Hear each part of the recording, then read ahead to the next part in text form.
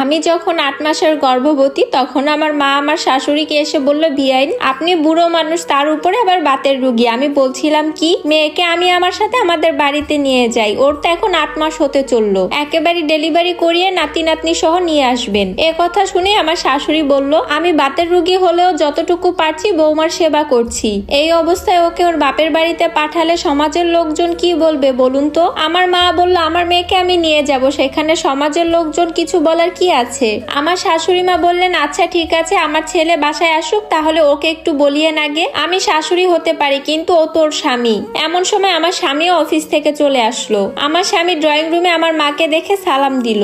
আমার মায়ের সাথে কথা বলে আমার স্বামী রুমে আসলো ফ্রেশ হতে। আমি তখন পেটে হাত দিয়ে ব্যথায় কাতরাচ্ছি। আমি আমার স্বামীকে দেখে বললাম, বাচ্চাটা তোমার মতন দুষ্ট হবে। আমার স্বামী বলল, কেন? আমি বললাম, কতক্ষণ পর পর পেটে লাথি মারে। আমার স্বামী তখন হাসতে হাসতে বলল, সম্ভবত আমাদের সংসারে মেসি আসতে চলছে। আমার স্বামী বলল, তোমার মা কখন এসেছেন? আমি বললাম, দুপুরের পরে। এমন সময় আমার মা আমাদের রুমে আসলেন। এরপর আমার মা আস্তে আস্তে সব কথাই আমার স্বামীকে খুলে বলল। এই অবস্থায় যে আমার সেবা যত্নের প্রয়োজন এটা আমার স্বামীকে বোঝাতে লাগলেন। আমার স্বামী সব কথা শোনার পর বলল, আমার মা কি বলেছেন? আমার মা বলল, উনি তো তোমার উপরে ছেড়ে দিয়েছেন। আমার স্বামী একথা শুনে বলল, ঠিক আছে, আপনি যা ভালো মনে করেন তাই করুন, তবে আজকের রাতটা এখানে থাকেন, কাল সকালে ওকে নিয়ে আপনি চলে যায়েন। আমার মা বললেন, বাচ্চা কাচ্চা হয়ে গেলে তারপর তুমি ওকে গিয়ে নিয়ে এসো। এরপর পরের দিন সকালবেলা আমি আমার মায়ের সাথে আমার মায়ের বাসা চলে আসলাম। কিন্তু ভাগ্যের কি পরিহাস, আমি আমার মায়ের কাছে আসার 2 দিন পরই আমার মা স্ট্রোক করলো। আমার মায়ের বাঁ দিক অবশ হয়ে গেল। আমার মা আমাকে নিয়ে এসেছিল আমার দেখাশোনা করার জন্য, কিন্তু এখন উল্টো আমি আমার মাকে দেখাশোনা করছি।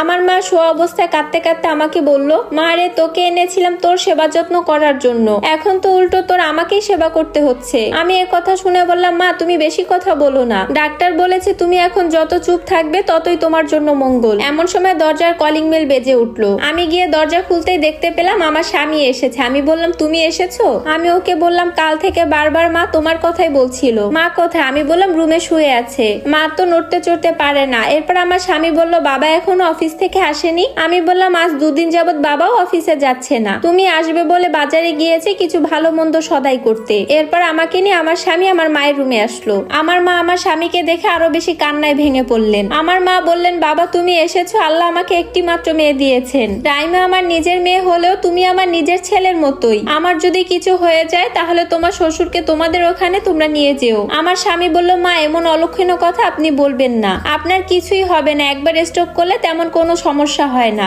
উন্নত চিকিৎসা করলে আপনি ভালো হয়ে যাবেন। এরপর আমার মা আমাকে বলল, রাইমা জামাই অনেক দূর থেকে এসেছে, জামাইকে একটু নাস্তা পানি দে। এরপর আমি আমার স্বামীকে নিয়ে ডাইনিং টেবিলের দিকে চলে